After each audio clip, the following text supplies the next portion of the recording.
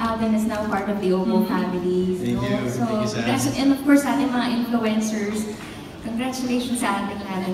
Grabe, no, ibang klase. No, this is the first time actually we have so many influencers and ambassadors all in one stage, and this is a very special night tonight. Now, Sarah and Alden, in less than 2 months, we've seen Oppo release another phone. You know, how does it feel to be part of such a vibrant brand?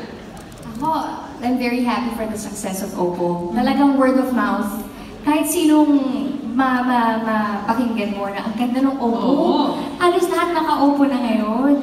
Diba? Talagang Oppo is one of the fastest, best-selling phone brands, cellphone brands in the country. So, maraming salamat po for choosing me as the first ever brand ambassador. It's truly an honor po na maging bahagi ng Oppo family. Siyempre, you're also... Ay, yung kinakabahan daw ako. Kamusta naman ang puso mo? Ang puso ko, okay naman ang puso. Okay naman ang puso. Gumaganon ba? Dumadagundong? Dumadagundong.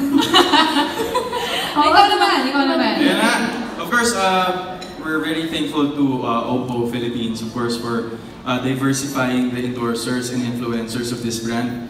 Parang getting ambassadors from one network to another na hindi lang nag-one side. So we're very honored and thankful na nangyari to with this phone brand. And of course, from yung, like what Sarah said, na Oppo talaga is really the fastest growing phone brand in the Philippines now. Kasi from zero to hero yung naging range. Right. So we're very thankful and I'm very honored po to be part of the Oppo family. And to all the bosses po, thank you so much for considering me as one of your ambassadors. Thank you. At syempre din naman, kayo din naman